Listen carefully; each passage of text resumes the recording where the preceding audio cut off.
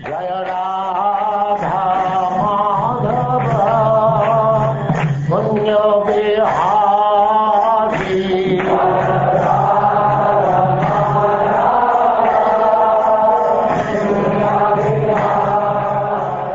And now Chapter 10, the discussion between Jad Bharat and Maharaj Rahugana.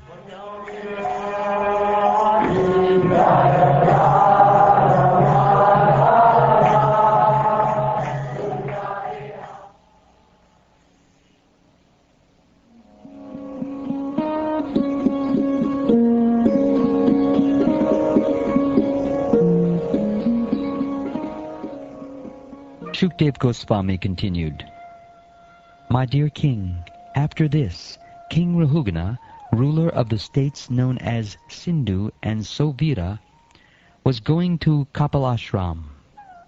When the king's chief palanquin carriers reached the banks of the river Ikshumati, they needed another carrier. Therefore they began searching for someone, and by chance they came upon Jad Bharat. They considered the fact that Jad Bharat was very young and strong and had firm limbs. Like cows and asses, he was quite fit to carry loads. Thinking in this way, although the great soul Jad Bharat was unfit for such work, they nonetheless unhesitatingly forced him to carry the palanquin. The palanquin, however, was very erratically carried by Jad Bharat due to his sense of non-violence.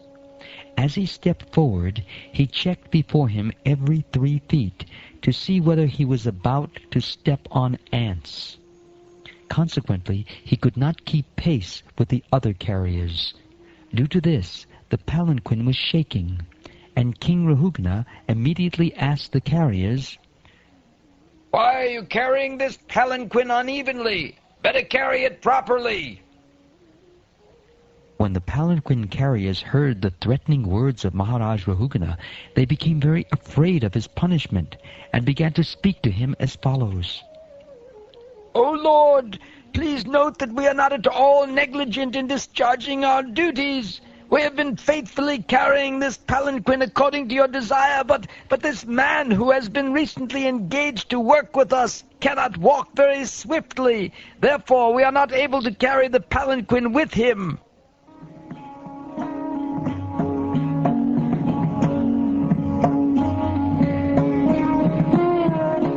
King Rahugana could understand the speeches given by the carriers who were afraid of being punished. He could also understand that simply due to the fault of one person, the palanquin was not being carried properly. Knowing this perfectly well, and hearing their appeal, he became a little angry, although he was very advanced in political science and was very experienced. His anger arose due to his inborn nature as a king. Actually, King Rahugana's mind was covered by the mode of passion, and he therefore spoke as follows to Jad Bharat, whose Brahman effulgence was not clearly visible, being covered like a fire covered by ashes. How troublesome this is, my dear brother. You certainly appear very fatigued because you have carried this palanquin alone, without assistance, for a long time and for a long distance.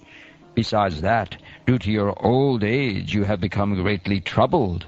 Oh, my dear friend, I see that you are not very firm, nor very strong and stout. Aren't your fellow carriers cooperating with you?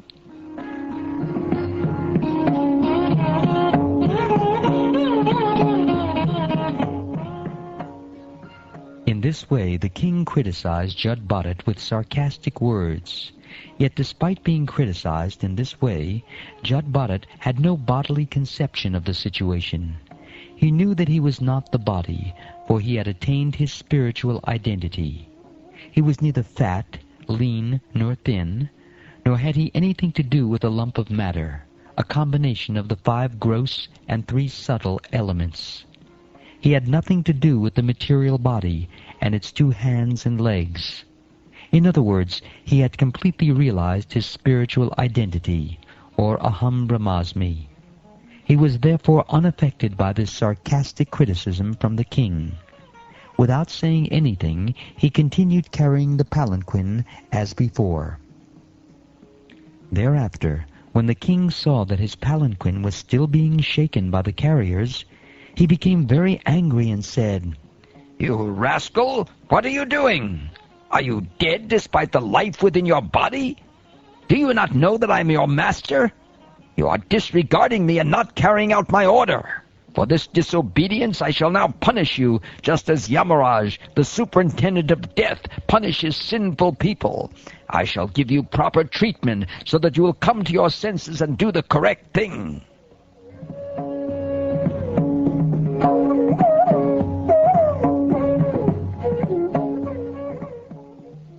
Thinking himself a king, King Rahugana was in the bodily conception, and was influenced by material nature's mode of passion and ignorance.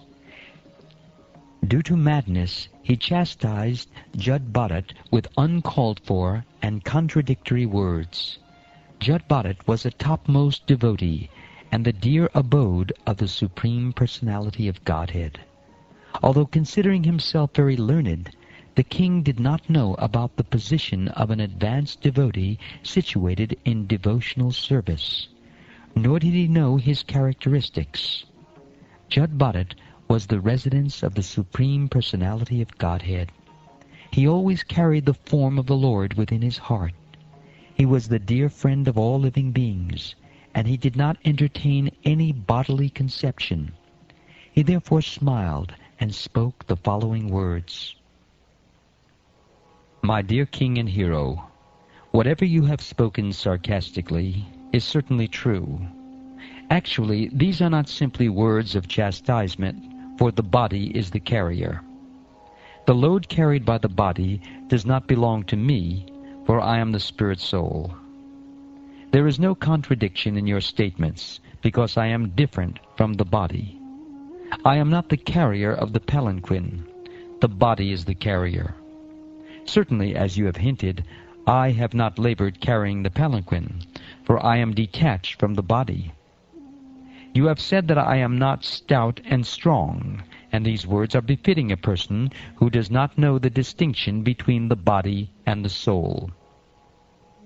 The body may be fat or thin, but no learned man would say such things of the spirit soul.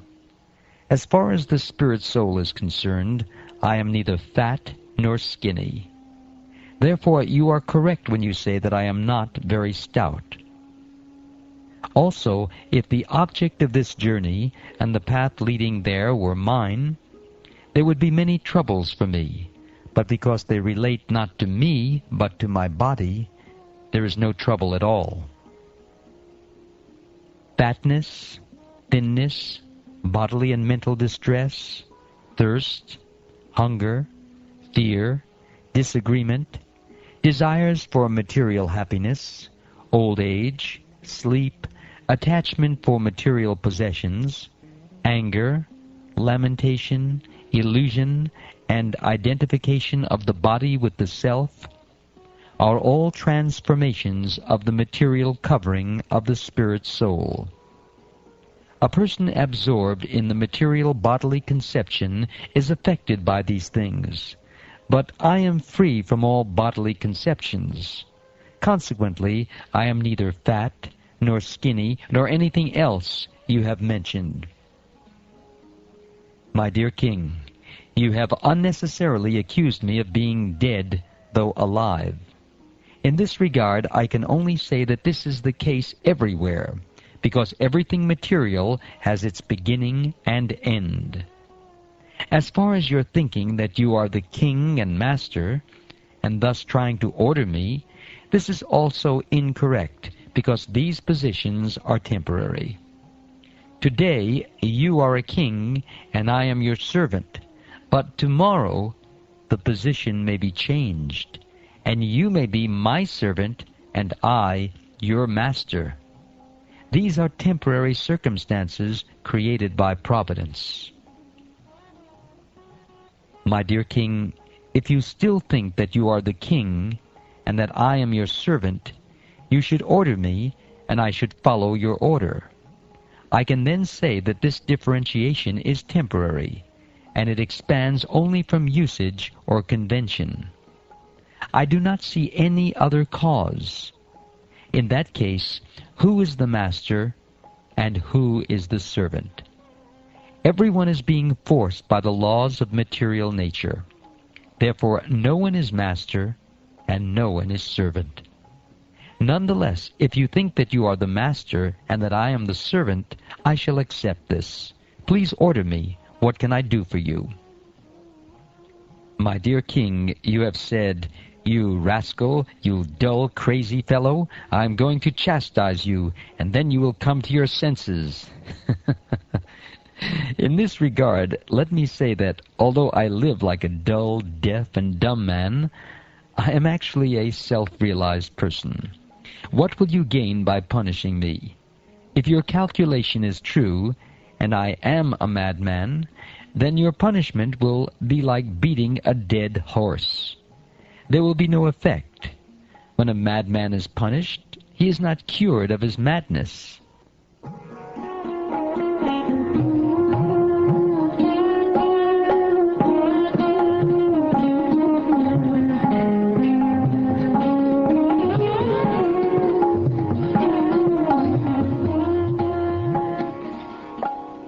Shukdev Goswami said, O Maharaj Parikshit, when King Rahugana chastised the exalted devotee Jad Bharat with harsh words, that peaceful, saintly person tolerated it all and replied properly. Nescience is due to the bodily conception, and Jad Bharat was not affected by this false conception. Out of his natural humility, he never considered himself a great devotee, and he agreed to suffer the results of his past karma. Like an ordinary man, he thought that by carrying the palanquin, he was destroying the reactions of his past misdeeds. Thinking in this way, he began to carry the palanquin as before. O best of the Pandu dynasty, the king of the Sindhu and Sovira states, Maharaj Rahugana, had great faith in discussions of the absolute truth. Being thus qualified, he heard from Jad Bharat that philosophical presentation which is approved by all scriptures on the mystic yoga process, and which slackens the knot in the heart. His material conception of himself as a king was thus destroyed. He immediately descended from his palanquin and fell flat on the ground with his head at the lotus feet of Jad Bharat in such a way that he might be excused for his insulting words against the great Brahman.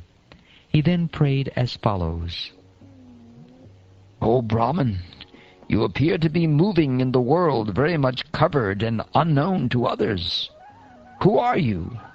Are you a learned Brahmin and saintly person? I see that you are wearing a sacred thread. Are you one of those exalted liberated saints, such as Dattatreya and other highly advanced learned scholars? May I ask whose disciple you are? Where do you live? Why have you come to this place? Is your mission in coming here to do good for us? Please let me know who you are. My dear sir, I am not at all afraid of the thunderbolt of King Indra, nor am I afraid of the serpentine piercing trident of Lord Shiva. I do not care about the punishment of Yamaraj, the superintendent of death, nor am I afraid of fire, scorching sun, moon, wind, nor the weapons of Kuvera. Yet I am afraid of offending a Brahmin. I am very much afraid of this. My dear sir, it appears that the influence of your great spiritual knowledge is hidden. Factually, you are bereft of all material association and fully absorbed in the thought of the Supreme. Consequently, you are unlimitedly advanced in spiritual knowledge. Please tell me why you are wandering around like a dullard. O great saintly person, you have spoken words approved by the yogic process, but it is not possible for us to understand what you have said. Therefore, kindly explain it. I consider your good self the most exalted master of mystic power. You know the spiritual science perfectly well. You are the most exalted of all learned sages, and you have descended for the benefit of all human society. You have come to give spiritual knowledge, and you are a direct representative of Kapila Dev, the incarnation of God and the plenary portion of knowledge. I am therefore asking you, O spiritual master, what is the most secure shelter in this world? Is it not a fact that your good self is the direct representative of Kapila Dev, the incarnation of the Supreme Personality of Godhead? To examine people and see who is actually a human being and who is not, you have presented yourself to be a deaf and dumb person. Are you not moving this way upon the surface of the world? I am very attached to family life and worldly activities, and I am blind to spiritual knowledge. Nonetheless, I am now present before you, and am seeking enlightenment from you. How can I advance in spiritual life? You have said, I am not fatigued from labor. Although the soul is different from the body, there is fatigue because of bodily labor, and it appears to be the fatigue of the soul. When you are carrying the palanquin, there is certainly labor for the soul. This is my conjecture. You have also said that the external behavior exhibited between the master and the servant is not factual, but although in the phenomenal world it is not factual, the products of the phenomenal world can actually affect things. That is visible and experienced. As such, even though material activities are impermanent, they cannot be said to be untrue. My dear sir, you have said that designations like bodily fatness and thinness are not characteristics of the soul. That is incorrect, because designations like pain and pleasure are certainly felt by the soul. You may put a pot of milk and rice within fire, and the milk and rice are automatically heated one after the other. Similarly, due to bodily pains and pleasures, the senses, mind, and soul are affected. The soul cannot be completely detached from this conditioning. My dear sir, you have said that the relationship between the king and the subject, or between the master and the servant, are not eternal. But although such relationships are temporary, when a person takes the position of a king, his duty is to rule the citizens and punish those who are disobedient to the laws. By punishing them, he teaches the citizens to obey the laws of the state. Again, you have said that punishing a person who is deaf and dumb is like chewing the chewed or grinding the pulp. That is to say, there is no benefit in it. However, if one is engaged in his own occupational duty, as ordered by the Supreme Lord, his sinful activities are certainly diminished. Therefore, if one is engaged in his occupational duty by force, he benefits, because he can vanquish all his sinful activities in that way. Whatever you have spoken appears to me to be contradictory. O best friend of the distressed, I have committed a great offense by insulting you. I was puffed up with false prestige due to possessing the body of a king. For this I have certainly become an offender. Therefore I pray that you kindly glance at me with your causeless mercy. If you do so, I can be relieved from sinful activities brought about by insulting you. O my dear Lord, you are the friend of the Supreme Personality of Godhead, who is the friend of all living entities. You are therefore equal to everyone, and you are free from the bodily conception. Although I have committed an offense by insulting you, I know that there is no loss or gain for you due to my insult. You are fixed in your determination, but I have committed an offense. Because of this, even though I may be as strong as Lord Shiva, I shall be vanquished without delay due to my offense at the lotus feet of a Vaishnava.